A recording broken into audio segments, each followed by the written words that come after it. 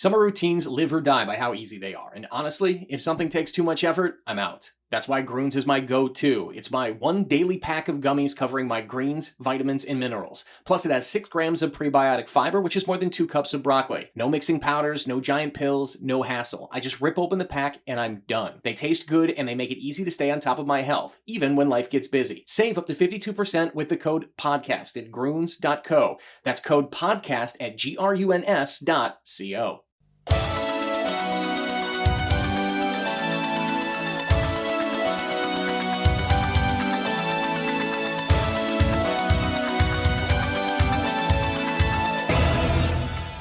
Welcome to another podcast edition of Rosen Sports Monday on Talk North Sports. I'm your host, Mark Rosen, of course, on June 1st. Can't believe how fast the old calendar keeps flipping around.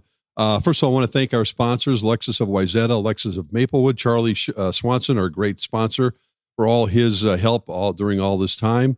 The Minnesota Twins, in fact, I'm going to the game tonight. I know things haven't been going well for them, but my daughter and I are going to watch Joe Ryan pitch, one of the last starting pitchers they have, I think, that are healthy right now.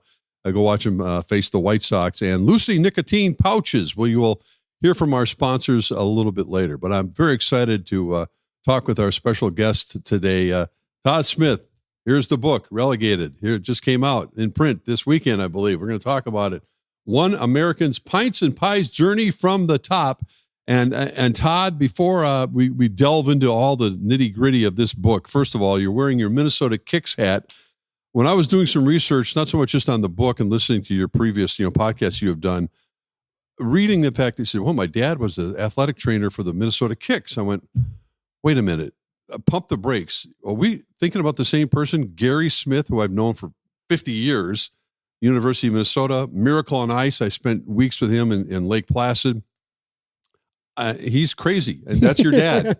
What a great man. Yeah, I mean, a Hall of Fame dad, yes, as well as a Hall of Fame athletic trainer. But a lot of this starts with him, the storytelling, the gregariousness, the people person, kind of the people's mayor of a lot of different places where he's worked.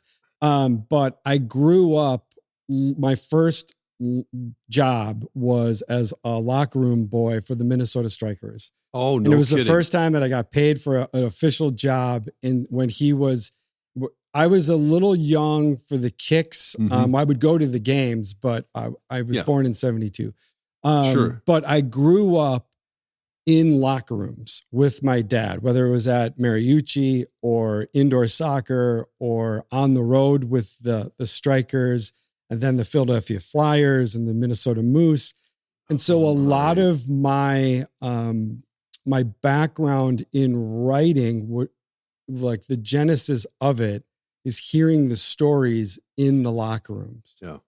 And so that's where a lot of this came from, because when I was young and my dad would go to England with the Minnesota soccer teams, we would go with him. And so I got introduced to the culture of English football from an early age. And that was your association. Yeah. Yeah. And once you get a taste of that culture and the supporters and the teams, it's like just an absolute wonderful slice of I'm going to sports. devote an entire podcast some other time to the history of the Minnesota Kicks. And you mentioned the Strikers. They were, after the Kicks folded, yes, they brought them in. Is that right? Because I can name all the players that were on the Kicks. I mean, I was there when they faced the New York Cosmos and Pele, and they beat. It was a party, of course, in the parking lot.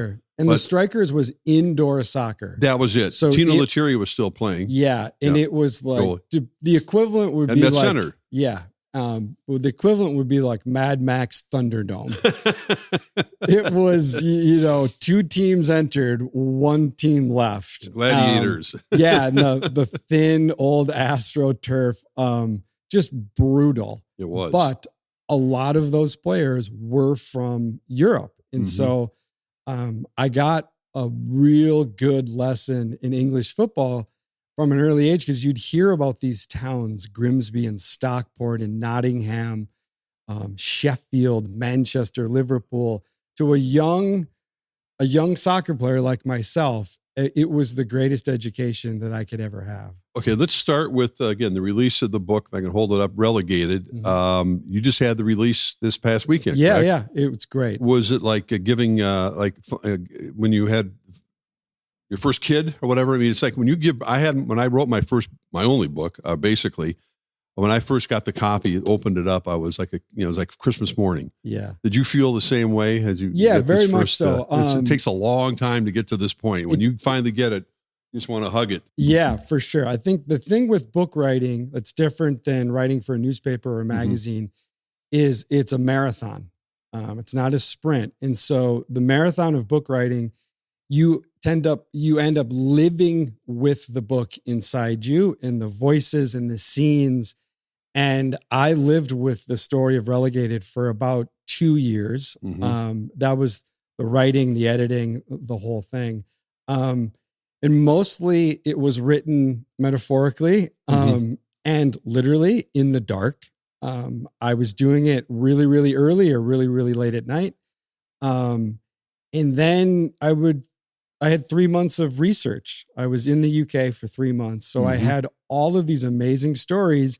And when you start writing them down, you oftentimes don't know where they're going to end up, because as you're writing it, these little side doors open. You say, oh, I want to explore this part of the narrative. And so you're finding your way through the dark.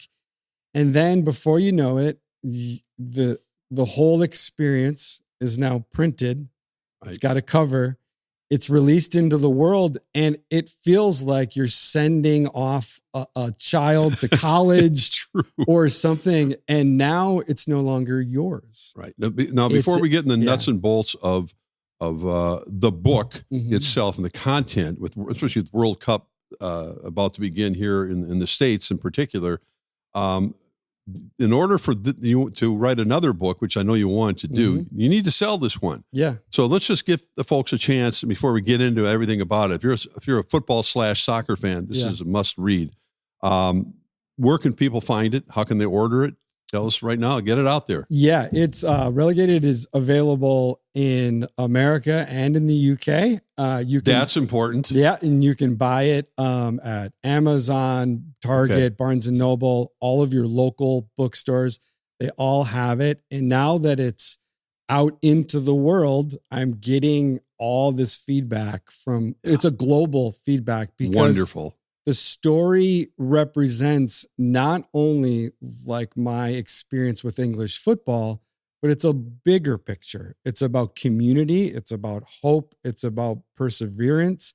It's about feeling relegated on the pitch and off the pitch, and how you find hope and strength to carry on once you've, had some tough times. And that's a global story, and it's very, very unique to football or soccer. Right. Yeah. Unless people are really deep in the weeds in understanding Premier Soccer, whatever it might be, they don't understand the word relegated, because we can't relate to that here in the States with our American sports, whether it be, our major sports, male sports teams or not, because they don't have the same issues that English football teams have. And if you could explain it best you can, I understand there's a good premise.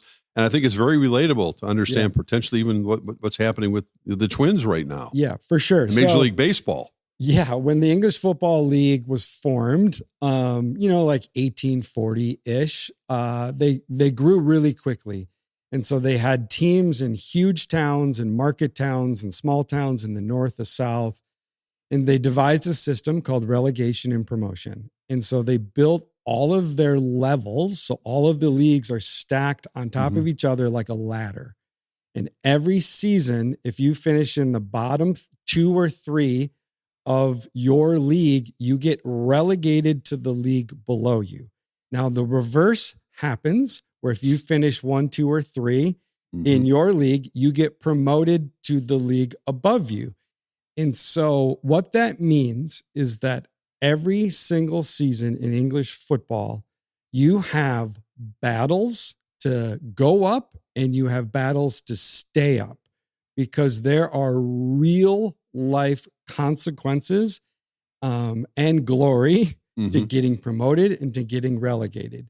And when you look at it in terms of real life effects, the lower you go down in the English football ladder, those stakes are dire because every move up means more money, more exposure, more fans.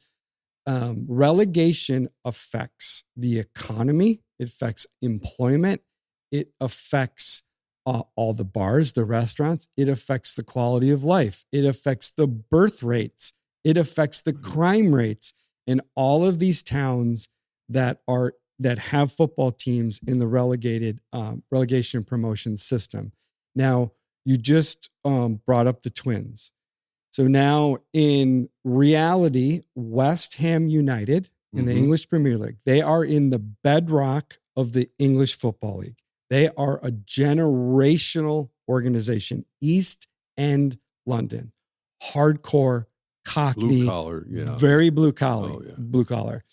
So West Ham got relegated a few weeks ago, and which is massive. They are one of the biggest clubs in English football, and they got relegated to the championship level. So what does that mean? That means they're going to lose around $250 million. And so that affects all of the pubs and restaurants and businesses around there. How'd they come up with a number like that? What's it based on? It's based on largely two things. The English Premier League TV deal is one of the richest in the world. And then the corporate sponsorships that come with the Premier League team in the tens of millions of dollars. So they lose these two giant sources of income. Well, no wonder the fans are so into it. I mean, they're literally talking about their livelihoods many times, right? And I'm just thinking they're just passionate sports fans. Okay, yeah, and I 100% agree with you. Here's the real kicker for this, that West Ham plays at the London Stadium, which is the stadium they had for the London Olympics. So in their 99-year lease, there's a clause in that lease that says if West Ham was to ever get relegated, they would only have to pay half the rent. Okay? Interesting. So who's going to pay the other half of the rent? Well, the clause says there'll be a council tax put on the people of London to pay for the rent of a football club that got relegated. That is insane. But it goes to show how real the stakes are, where when you talk about that in comparison to Minnesota sports, where the Twins know they're not going to be competing for a pennant or playoffs or World Series. They know that. So leading into this season, all over the media was $2 beers, new food, the whole thing, where the stakes are so much lower than they are in the UK. And they're real stakes. Like nothing will happen to the Twins. They won't lose their Major League Baseball TV deal. The attendance goes, so they lose the gate. But they will never get demoted to AAA. And this is why Major League Baseball, on a totally different subject, is trying to establish a salary cap. Both ceiling were dropping, like the Dodgers, Yankees, they can't spend as much. But more importantly, from teams like the Twins and the lower income teams, and force them to spend more money on their players, maybe $50 million more to get their payroll up to be competitive. So they're an interesting balance, but there's no penalty. You're absolutely right. And so West Ham now has a lot of world-class players, like 10 all-star players. So now what they'll do to make up for that deficit is they will sell all of those players to other clubs around the world to get more money. And then now they're fielding a team with subpar replacements. And if that squad doesn't do well, then the gate is really going to drop. And now you don't have the money coming in. And plus, world-class players will not want to go play for West Ham in the championship. So you can see the spiral that can really easily start. And then a club like West Ham, who could be in debt will start selling off their academy players. So the players that are in their West Ham academy system. So now they're losing all of their future stars. And you can really see how, a lot of teams can go into what's known as a death spiral. So they'll get relegated, and then they'll try their hardest to stay up, but then they'll float to the middle. And then if you get a rash of injuries or you have a bad coach, you just have a run of bad luck.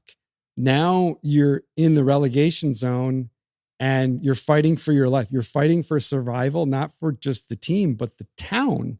And so this journey was 3 months in the UK to see how relegation and promotion affected all these different towns. And how do you replenish that kind of talent? I mean, it's really difficult. Right. I know it's a fictional show and story, but the show, a very popular show, Ted Lasso, obviously, which is coming back, did in a sense put a spotlight on what, the small crowds and players that were, that just kind of floating through and, until, Ted came in with no experience as a coach. And we know the kind of the story if you watch the show, but that gave people an understanding, I think, of a glimpse of what, not, watching the Ronaldos or the Messis of the world, playing in kind of an otherwise anonymity most of the time. Yeah. In the lower leagues, some of the towns are only recognizable because of their football club.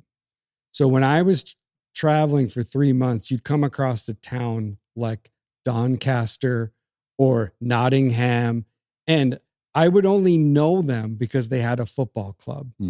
Well, that is very true. A lot of these towns wouldn't even exist if there wasn't a football club to anchor them into the sporting world, because every weekend is do or die. It's a huge event. It brings in all the money, all the economy.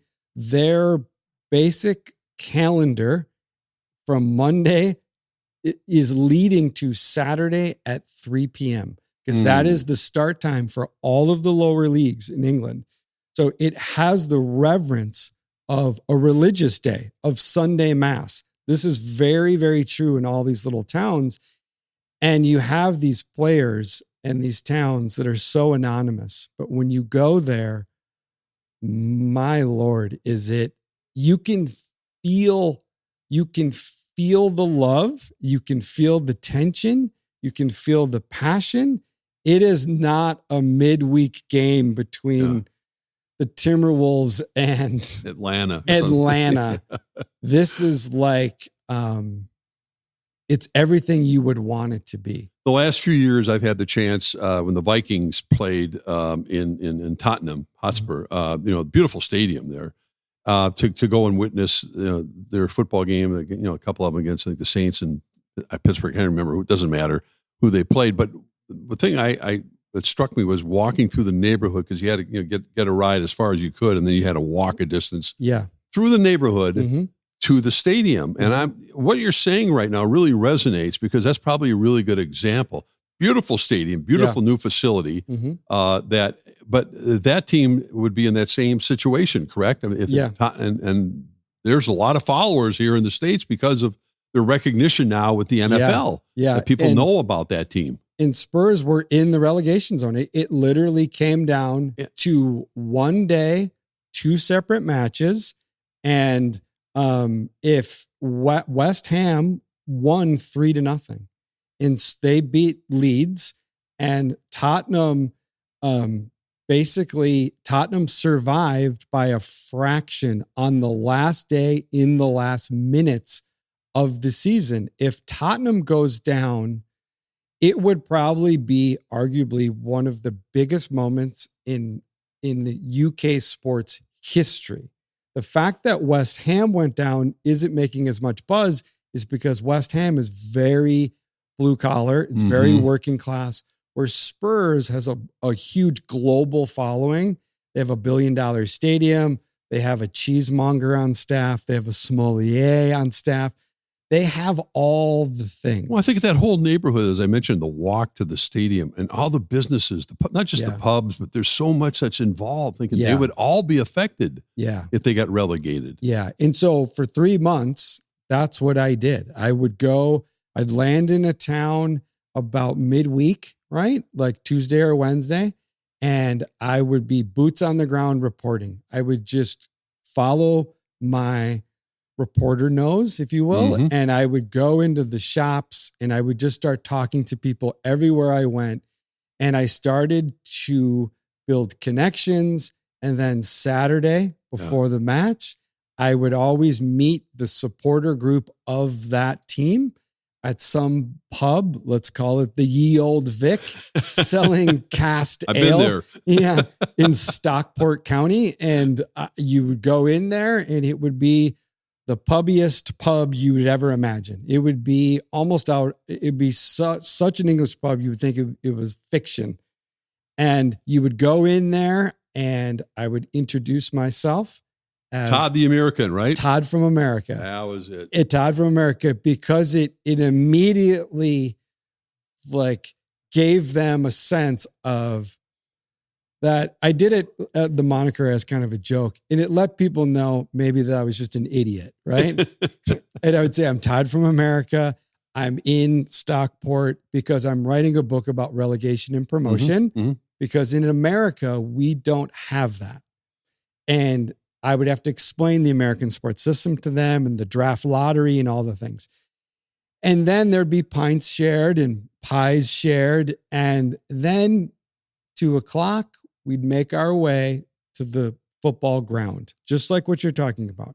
We would make that journey together. And the closer you got to the stadium, it very much felt like you were joining a tribe. And the colors, the sounds, the songs, the chants, you were swept up in all of it. And I would go in the gate with the supporters, and the gate would be an old metal turnstile that looked like it came from the Titanic. And you'd go in there, and then I'd find my seat with all these blokes in a giant bank of seats. We're talking thousands of seats on one level. And when you were at the bottom of it, going up to the seat, it felt like being at the bottom of an avalanche of song, because these people are singing the same songs for hundreds of years. That's something. And that the game hasn't started now yet. And I'm in the avalanche of song and drumming and chanting, and you can't help but get this into your soul. And all of a sudden, I'm the biggest Stockport County supporter ever. And I've been there. I've been there to a couple games, but I relived some version of that experience for 3 months traveling in the UK. This reminds me of the first NFL game that was ever played. It was at Old Wembley Stadium. The Vikings played the then St. Louis Cardinals, and I had a chance to go over there and cover it, and did a story about Old Wembley and, the big pool that all the players jump into at the end of, for not having showers, they just jump in the plunge pool, whatever it's called. Yeah. But I remember the crush bar, they called it, where people they stand for the whole game, and you can't move. I don't know how they would do it, but that was my first kind of exposure to it. That was an NFL game that was being played there, and obviously I've never seen at the extent that you have watched. Listen, I want to take a break right now. There's so much more to talk with you about. Again, we're talking to Todd Smith, the author of Relegated, and I want to hear how the people in England, et cetera, are going to be accepting this book and how you're going to get it out, and also talk a little World Cup with you as well. We'll be back right here on Rosen's Sports Monday. Hey, Rosie here for Lexus of Wayzata and Lexus of Maplewood. As I have told you, I recently purchased a new Lexus RX, and it is fantastic. The best car I've ever driven. Lots of room for a tall guy like me, and it just drives like a dream. Charlie Swanson and his staff have been so good to me, and I can't say enough about the wonderful treatment I've received from the service department to the people at the front desk. They're all very welcoming. We purchased an all-gas model, but keep in mind it also comes in a hybrid and a plug-in hybrid. I think my wife is going to do an NX Lexus this spring. So go to Lexus of Wayzata or Lexus of Maplewood and come and see what they have that works for you. Here, Here is where it all starts. Here's where pages are turned and new legends are written. Here's where kids become lifelong fans and lifelong fans become kids. Here's where sunsets last longer, happy hour tastes better, and summer hits its stride. And when all of Twins territory stands together and believes hard enough, well, there's no place like here. Get your tickets at twins.com. You've heard me talk about Lucy before, and there's a reason it keeps coming up. A bunch of my friends have made the switch to Lucy, and they're calling it a top-notch lip pillow. Their words, not mine, but they're serious. They say it's one of the best pouches on the market. The favorite among my friends seems to be Lucy Breakers. Each pouch has a crackable flavor capsule that delivers long-lasting, on-demand flavor that doesn't dry out. With flavors like mint, apple cider, and mango, there's plenty to choose from.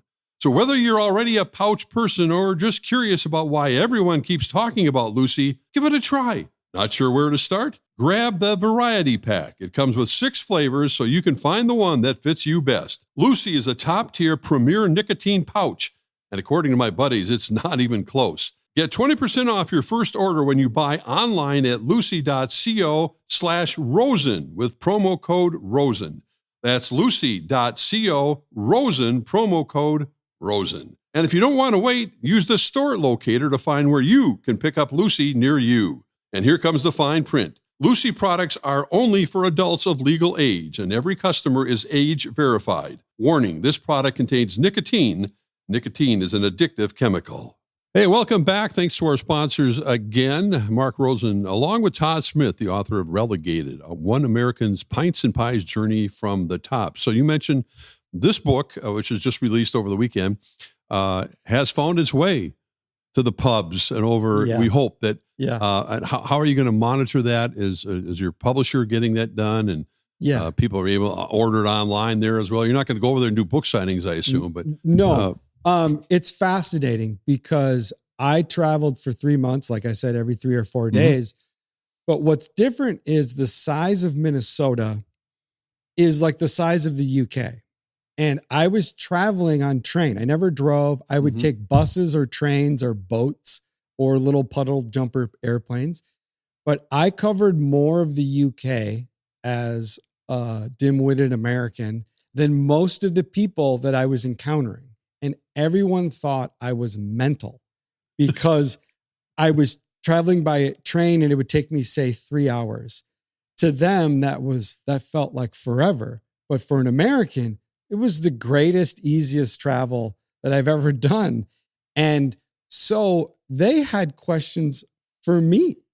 They had so many questions like, hey, you went to Grimsby? What's that like? Where did you stay? Where do you eat?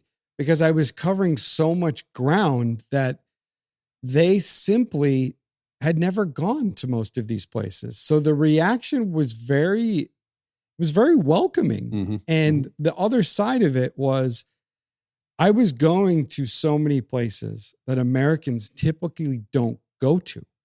They had never really fully experienced an American who was there to profile the team or the town. Perfect example of that was I went to the northeast coast of Scotland to interview a groundskeeper who tended to the football pitch that's the closest to the North Sea. Oh my. And his pitch was separated by a seawall. And that was it. And the North Sea was right there. And the wind would cut you in ribbons on a good day. Right? Man, oh man. And so we got extra hazard pay. So I went there, and that groundskeeper that was, I fell in love with this dude because he was like a Scottish version of Bill Murray's character in Caddyshack. What a character. I got the picture. Yeah. And I started interviewing him. Nobody has ever asked this man questions. Fascinating. And then an American comes along, and again, he was asking me where I've been, where are you going next? So now there was a real dialogue, right? And this town was called Arbroath, right? And a quirky, like Wes Anderson type town, right? Understand that picture. They had an old relic of a building, an ancient abbey that housed the original Declaration of Scottish Independence. Okay, the most famous document in Scottish history in this town. They also had a nightclub devoted to Danny DeVito. What? Yeah. And so I was going to tell me Mel Gibson or something from Braveheart. Right. So as an American, as a journalist, you just can't make this up. So part of the journey was I just had to find a way to get there, right? Figure out how to get myself to Arbroath. And so that was the story. Just get yourself there. The story will be there waiting for you. And it was. Yeah. Again, we're talking to Todd Smith, author of Relegated, an interesting aspect of all English Premier League games, et cetera, et cetera. I mentioned the Vikings. When the Vikings host the Packers to kick off the season September 13th, we know U.S. Bank Stadium, the Cheeseheads will be here in force. That's just a fact. They get tickets through various means. People sell their tickets to them, and they will be dispersed throughout U.S. Bank Stadium. That's just the way it's been. That's the way it's always going to be. You go to a football match, not that way. Yeah. Explain the way it is in how you mentioned the colors, the songs, and how they do not mingle with each other, not even allowed to get close to each other. I mean, even at Tottenham, I remember walking around that stadium. You can't just walk around the stadium like you can at U.S. Bank Stadium. There's roadblocks to get around there because of that reason. Yeah. So the away end has been in formation since the inception of the sport, really. And the away supporters are held in one section, and they have their own concessions, their own bathrooms, their own exit, their own entrance. And the away end section is separated from the home team. It's separated by a wall of guards, of chain link fence, of concrete barriers, and you're held in this one section and you cannot leave. And so I went to multiple away ends, and it was serious business. I support Wolverhampton, and I bought it as a supporter of Wolverhampton. I have an ID number. I bought a ticket for the away end in Brighton. And so I went to Brighton Stadium, and I went to the Wolves away end section. I went through 4 security checkpoints. Oh my. There was pat downs, there was drug dogs, there was bomb dogs, there was metal detectors, there was drones, and then I went through the entrance, through the cage, and I went into the Wolves away end in Brighton. And Brighton is a beach town, right? They're very liberal, very educated. And now I'm in a holding pen with 3,000 Wolverhampton supporters that are straight out of Middle Earth. They are in the Midlands of England. So it's a factory town, and it's always been that way. So the Wolves have descended on this lovely little beach town. And before the game, it is nothing but guttural singing in the away end. And by halftime, they had drained all the kegs. That was it. That's a lot of kegs. That's a lot of kegs. How does security keep the fans, away from the other fans when they're walking in? I mean, do they have, I know they've been notorious, have had soccer riots, they call them, whatever it might be, but is it easy to do? Because they have to mingle. They're wearing different colors, walking down the street, So typically, what I learned in 3 months in traveling is that the British police force is in the business of moving people. They're in the business of separating people from fans, from other fans. And some of the transportation is the buses will pull right up to the away end. Okay. So there's no contact. You are walled off by horses or concrete barriers, and you get off the supporter bus. let's say you've traveled 4 hours from Liverpool to Brighton, and you come off the supporter bus, and you go literally right into your checkpoint, right into the stadium. There's zero interaction.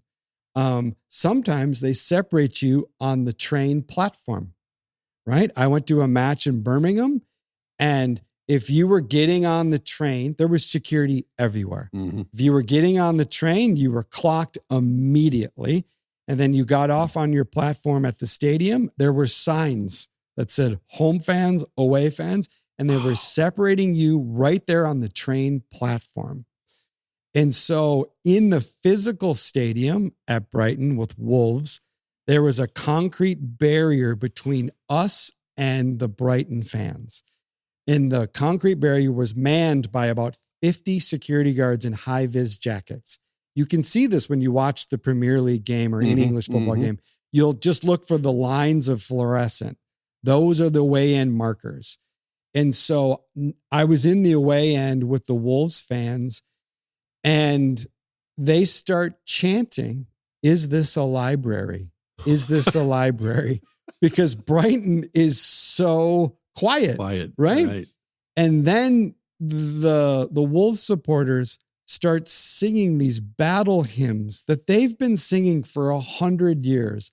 The boys from, Black Country, meaning coal, right? And they're singing the same songs as their fathers and their mothers and their it's like you're going back in the time capsule. 100%. Yeah. And, I did have the experience of traveling with the Everton supporters to an away match. And the Everton supporters are Scouse. They're Scousers. They consider themselves Scouse before they're British. They are a tribe, and they have their own unique language, their accent. And Liverpool is basically South Boston in like the 80s. When we think of Liverpool, we think of the Beatles, of course, and it was a blue collar. It's very blue collar. Grew up in. And very, very tribal. Yeah. And that was a different sort of experience because the Everton fans were in the relegation zone when I traveled with them. And so they considered themselves part of the club, and they were there to give as much effort in the away end as the players on the pitch. That is what they believed. They were the 12th man, and they were going to lift their boys up to win that game to get them out of the relegation zone. Let me touch briefly on what we're about to witness, because I want to get your thoughts based on your description of the fan base there, because all of a sudden now we have World Cup coming up here. Yeah. It's not divisions of Premier League, et cetera. It's England versus France. It's England versus Spain.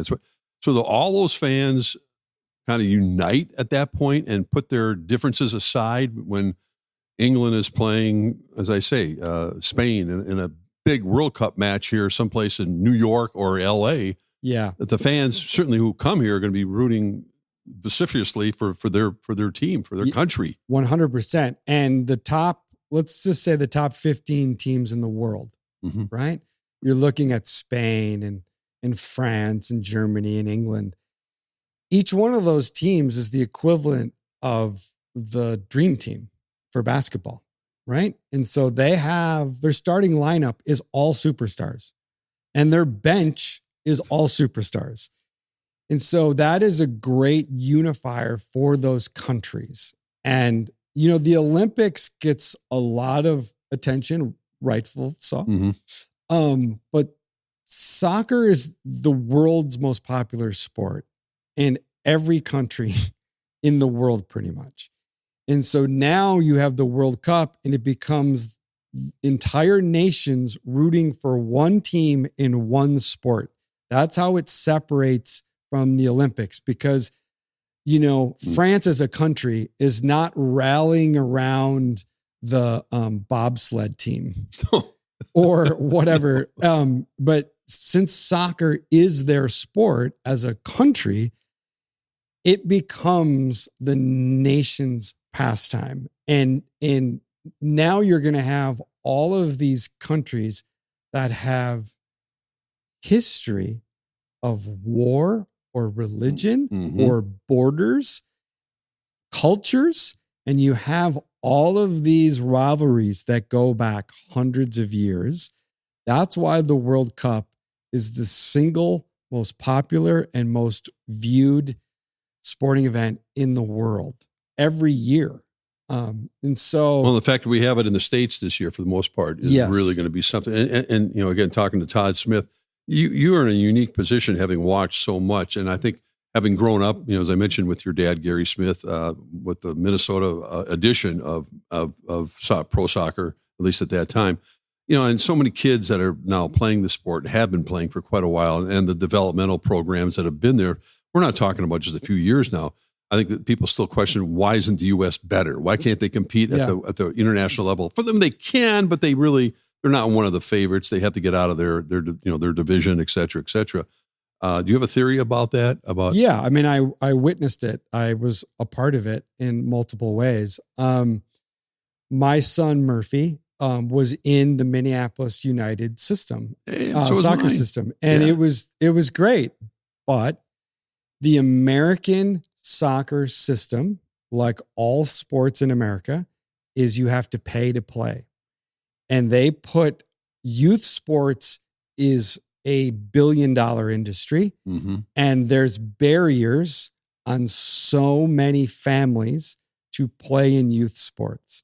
So I experienced that barrier firsthand with watching Murphy and my nieces play and all that. And then I go on a 3-month tour through England, the home of soccer. Mm-hmm. And I'm a soccer player. I've played my whole life. I still play today. I'm 53 and a broken down donkey, but I still play. Get out there. I get out there. But I was a part of an app in the UK that called Footy Addicts, which is very much what I am. And I could join a pickup game every city I was in. So for this 3-month journey, I played my whole way across Europe. And I was entering the cages of West London, of East London, of Liverpool, of Manchester. And I got to experience youth soccer from the grassroots level where they don't have pay to play. Soccer is accessible across all. So what you're boundaries. saying is the U.S. is pricing itself out. It priced itself out by charging too many families. Yeah, who maybe can't afford the travel soccer, and you need the travel soccer to get the exposure. and it is that same way with Irish dancing, with basketball in the the AAU system. Yeah. All those things. In the UK, there was no barriers for youth soccer. And when I would go to interview some of these players, and I'd be in deep East London, right? And it'd be a Thursday night, and we would be at a complex that had 10 fields. Every hour, all 10 of those fields were filled for the whole day, and they would rotate their players on and off. There was no barriers. Mm-hmm. All of those kids were playing for free, and their coaching system, they were doing drills as youths that I never did I played 1 year Division III soccer. We didn't even come close to how complex these drills were. Now, granted, there's a time jump there, but I saw it from a grassroots level, and I started talking to some of these parents on a Thursday night in East London in the pouring rain. And they were like, yeah, we don't pay anything. We have to pay for our kids' like boots and stuff like that. But the field time and the games and stuff, it's you would think we would learn from that somehow. Yeah. To develop the players who have that opportunity. It seemed like we do in hockey, but that costs a lot of money too. Oh, I mean, and we know that. You know that. You've been around the sport a long time. Yes, hockey's a big example of that. Yeah. So it was fascinating to go to play in the cages in Manchester underneath the motorway, right? In Southeast London at 7 a.m. in the morning. And that is, if you're showing up on a Tuesday morning to play at 7 a.m. in a cage under a motorway in Manchester, in that neighborhood in Manchester, in the dark. It was ballers only. And They accepted you? And there was kids there all the way. All ages. All the way to 70-year-old guys that moved like water. And I mean that. Like they were magicians with the ball. And you'd think like, oh, how good can this 70-year-old older man drowning in sweats? He's wearing ballet slippers. What's his deal? And then he just smokes you. Wow. And he does, I mean, like water. He moves past you before you even know it. And there would be kids playing. One of my most embarrassing moments of my life, it's in the book, by the way, is when I was so bad in this one match in West London that they told me, this guy yelled at me and said, guard the kid. And I looked over and there was a 12-year-old kid Good luck. In a Belgium jersey. And his dad was like right outside the cage watching his son play. And I've never been undressed on a football pitch more than by a 12-year-old kid. Broke your ankles, as they say. I mean, it broke. It was like Allen Iverson. It was so embarrassing to be, but that was just one kid. And then I watched this kid play this match. We ended, played for an hour. Guess where he went? To the cage next to us. He played another match with kids his age that were being coached and all the stuff. Again, for a nominal fee of $4. There's a lesson learned right there. I wish people would listen. That's a great story. And I know, Todd Smith, we got to wrap things up here pretty soon. You want, obviously there's a selfish reason. You'd love to see this be a bestseller, but there's another book in you. You basically said you'd like to do another one. Yeah. Correct? There's a natural sequel to this book, Relegated, called Promoted. And I've soft pitched the editor at Simon & Schuster. And I want to go back to the UK, to all the places I couldn't get to that were on that list. I recently traveled to Ireland, in the north of Ireland, went to Amsterdam, and I was scouting for stories. I've found a few places to go to. And so there's a natural narrative here for football fans, because this trip is the dream for like 75% of all the people that watch the Premier League. I just was lucky enough to find a way to make it work. And the stories are out there. I just have to get there. And my greatest travel companion is my wife, because she's allergic to sports. She hates the sight of it, the sound of it. She hates all of it. She doesn't understand it. Her first concert growing up was David Bowie. And once that happens to you, you have no need or want for sports. So she's doing what when you're doing your research? She's in the museums, the cafes, and then I go do my field reporting, come back. It's the greatest. It's a perfect relationship. It's a wonderful relationship. She doesn't want to ever hear about it or read about it or whatever. And then I recently asked her, because she has to live with me as I'm writing a book. And that's tedious. I wouldn't say it's exactly like The Shining, but it's not so far off. I understand. And so she needs a little break between books. Yeah. But I recently asked her how she felt about the Arctic Circle. And she said, when? And I said, not winter, summer. Summertime. And she said, yeah, I think I could do that. So I've already started.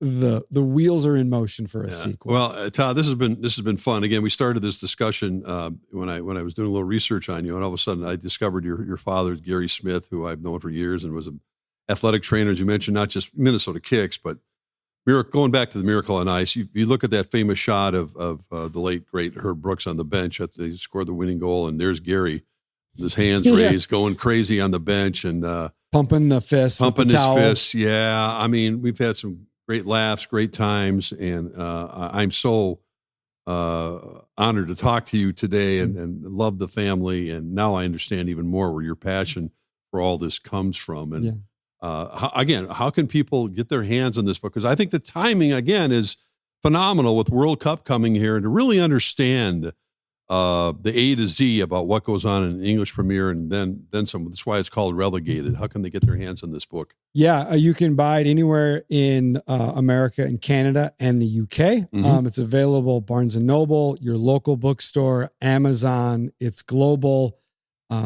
It's a global story written by Todd from America. Are you going to do any book signings, or is that going to be? I'm going to be doing we've already had 2 events here. Okay. I go to Boston for 3 events in 5 days in Boston because I'm going to meet the Tartan Army, which is the fan base that supports Scotland. Oh, and Scotland is playing 2 games in Boston, so that's why I'm going.